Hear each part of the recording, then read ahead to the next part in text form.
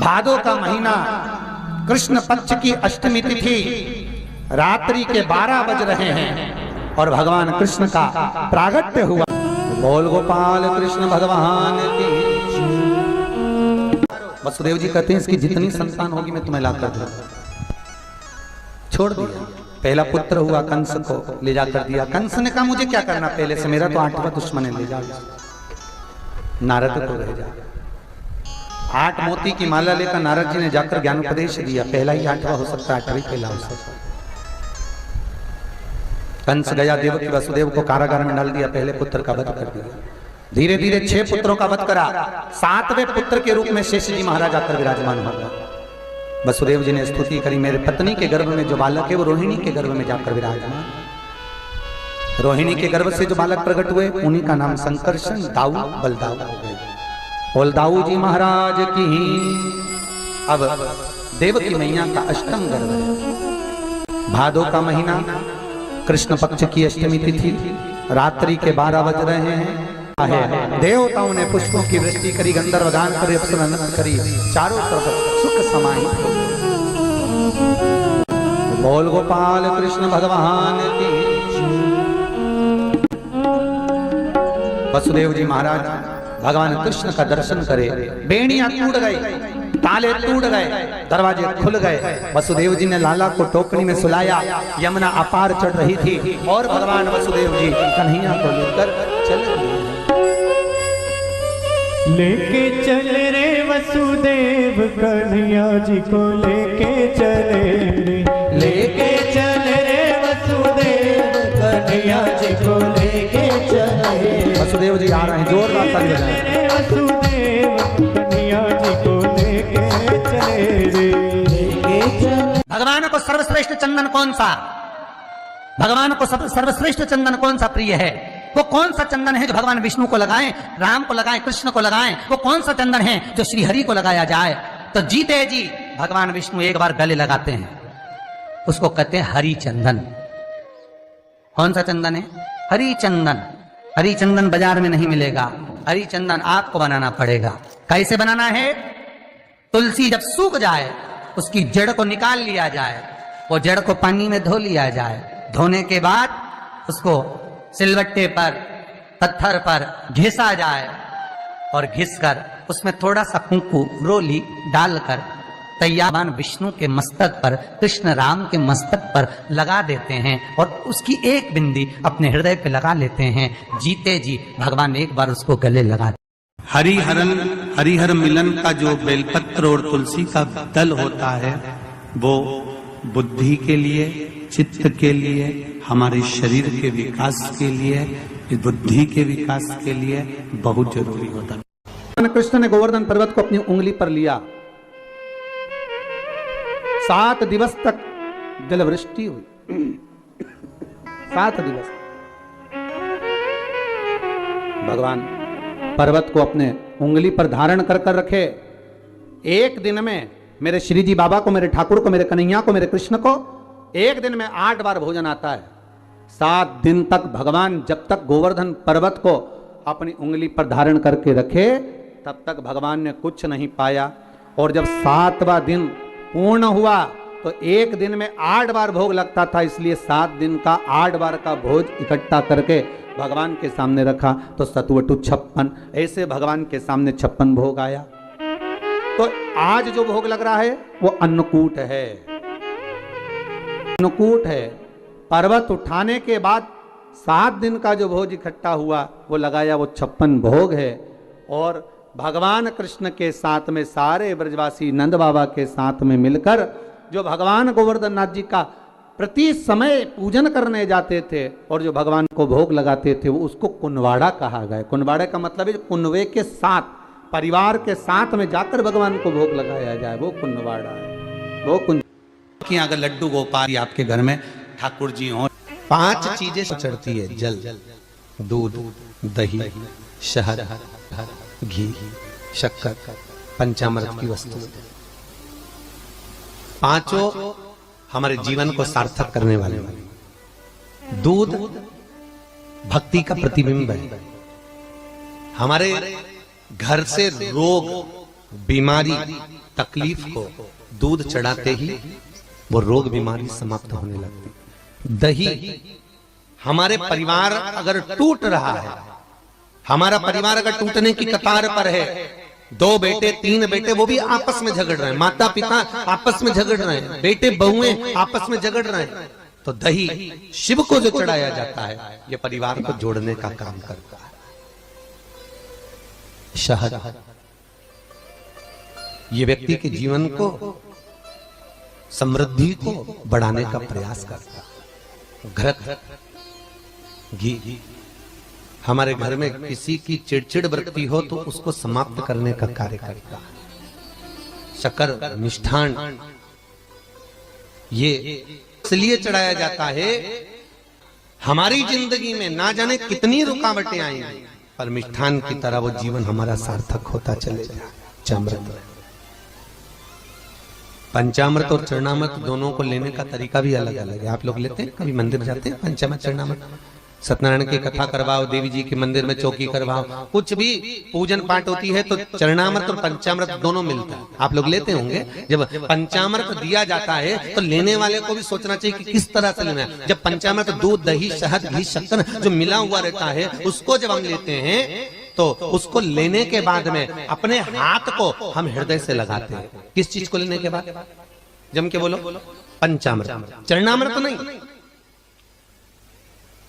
पंचामृत लेने के बाद हाथ को हम हृदय से लगाते हैं। और चरणामृत अर्थात किसी मंदिर में गए, तुलसी जी पड़ी हुई है जल के अंदर और वो पंचपात्र में जल जो रखा हुआ है वो चरणामृत है। उस चरणामृत को जब हम लेते हैं तो उस जल को लेने के बाद में हम अपने हाथ को हृदय से नहीं लगाकर अपने मस्तक से लगाते हैं। उसका कारण क्या है? उसका केवल एक कारण है कि पंचामृत लेने के बाद हमने जो हाथ को हृदय से लगाया, उसका कारण केवल इतना सा है कि भगवान के स्नान की झांकी का दर्शन हमारे हृदय में बैठ जाए। और चरणामृत लेने के बाद जो हमने हाथ को सिर पर लगाया, उसका कारण केवल इतना सा है कि भगवान के चरणारविंद का जल जब हमारे मस्तक पर चढ़ेगा तो हम जैसे पापियों का भी उद्धार अपने आप हो जाए। दोनों को लेने का तरीका, शमी पत्र, एक बेलपत्र, 3 शमी पत्र, आप कभी दिल से, कभी मौका मिले हृदय से अशोक सुंदरी वाली जगह का स्पर्श कर भगवान शंकर के शिवलिंग पर एक बार समर्पित कर देखना, और दूसरे वर्ष इंतजार थी। पर 16,108 रानियां सब पढ़ी लिखी थी, विद्वान थी, सब ज्ञानवान थी, सब राजाओं की यहाँ की पुत्रियां थी। पर ये गोपियां पढ़ी लिखी भी नहीं थी, विद्वान भी नहीं थी, कुछ जानती भी नहीं थी। फिर भी भगवान का दिल, भगवान का मन इन गोपियों में इसलिए अटका हुआ था क्योंकि ये कुछ जानती नहीं थी। केवल एक चीज जानती थी कि कृष्ण हमारा है, और कुछ नहीं जानती। और जो एक बार जान गया कि भगवान हमारा है तो भगवान भी जान गया कि ये मेरा है। आपसे भी निबंधन है, एक बार अगर आपने कह दिया कि शिव हमारा है, बस हम इतना ही जानते हैं, इसके सिवा कुछ नहीं जानते, तो आपकी चित्तवृत्ति उसमें रमी रहे बस। गोपियां भगवान से मिलने के लिए गई थी और इंतजार करते करते कब द्वारका नाथ आएंगे, कब द्वारकाधीश हमें दिखेंगे, कब ठाकुर हमें दिखेगा। उस भूमि पर ठाकुर का इंतजार करती हैं। जब भगवान कृष्ण नहीं आए तब उन गोपियों ने शिव को बुलाया। इसलिए गोपी तालाब के पास में शंकर का मंदिर है। गोपीनाथ शिव, वृंदावन में गोपेश्वर, वह गोपीनाथ शिव है। दर्शन करिएगा, कभी मौका मिले, गुजरात जाएं, द्वारका जाएं, द्वारकाधीश के मंदिर जाएं, तो गोपी तालाब पर जरूर जाएं, गोपी भूमि पर जरूर जाएं। इंतजार करती है। जब कृष्ण नहीं आए तब गोपियां शिव को पुकारी। भगवान शंकर एक गोपी का रूप रखकर, 2 बार मेरा शंकर गोपी बना है। एक वृंदावन की रज में गोपेश्वर महादेव, दूसरी बार इन गोपियों के बीच में सांत्वना देने के लिए, समझाने के लिए, इनके प्रेम को धीर बंधाने के लिए। बहुत जरूरी है महाराज, आप किसी के सुख में जाकर भड़े ना खड़े हो, पर दुख में कम से कम एक बार जाकर कह सकते हो चिंता करने की जरूरत नहीं है। बैठे हैं अभी हम, पहली मृदा, पहली मिट्टी सूर्य कुंड की, दूसरी संपदा के लिए, धन के लिए, वैभव के लिए। स्कंद पुराण कहती है जहां गौ माता बनती हो, बच्चे को जन्म देती हो, उस स्थान की मिट्टी। तीसरा महाराज गोपी भूमि की मिट्टी, तीसरी मिट्टी है गोपी भूमि। कहां पर है गोपी भूमि? तो कहा जिस भूमि पर गोपियां भगवान की याद में रोई, और इतना रोई कि उस जगह की मिट्टी चंदन हो गई। जहां पर गोपियां रोई और उस जगह की मिट्टी चंदन हो गई, वो गोपी भूमि सौराष्ट्र गुजरात द्वारका जी से 12 किलोमीटर की दूरी पर भेट द्वारका जाते समय बीच में पड़ता है गोपी तालाब, गोपी भूमि। आप लोग गए होंगे, कई लोगों ने दर्शन करा होगा। गोपी तालाब, गोपी भूमि, जहां की मिट्टी को लोग लेकर आते हैं, गोपी चंदन बनाते हैं और सिर पे लगाते हैं। गोपी चंदन बस वहीं की मिट्टी से बनता है।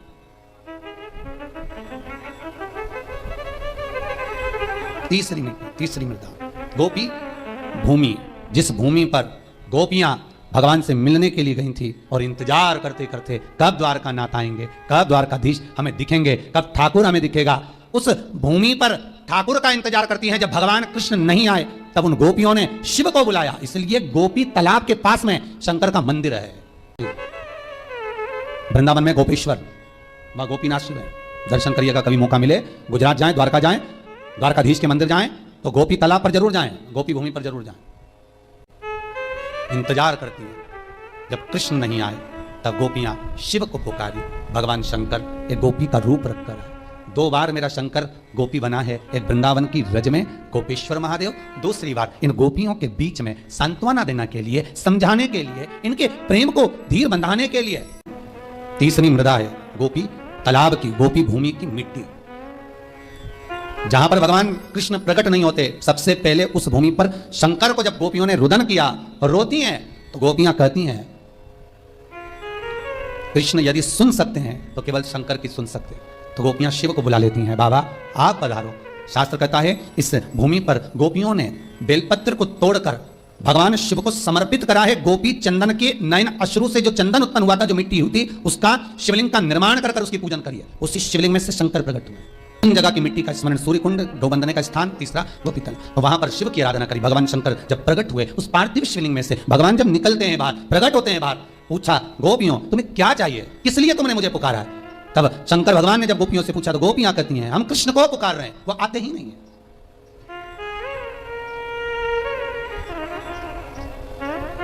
तीनों भूमि की मिट्टी का देखिए, सूर्य कुंड की मिट्टी काया का रोग ठीक कर रही है, गौ माता के बंधने की मिट्टी लक्ष्मी की वृद्धि कर रही है, और गोपी तालाब की मिट्टी आपको भक्ति प्रदान कर रही है। ये जितने गौरिया मठी होते हैं, जितने इस्कॉनी होते हैं, जितने भी निम्बार्की हुए, गौरिया हुए, पुष्टि के हुए, इनको गोपी तालाब की जो मिट्टी होती है, गोपी चंदन जो होता है, इसका जो तिलक लगाते हैं नासिका तक, श्वेत तिलक आपने देखा होगा, सफेद कलर का तिलक, जो गोपी चंदन जो होता है उसका जो तिलक, ये भक्ति के लिए लगाते हैं, भक्ति की प्रबलता की।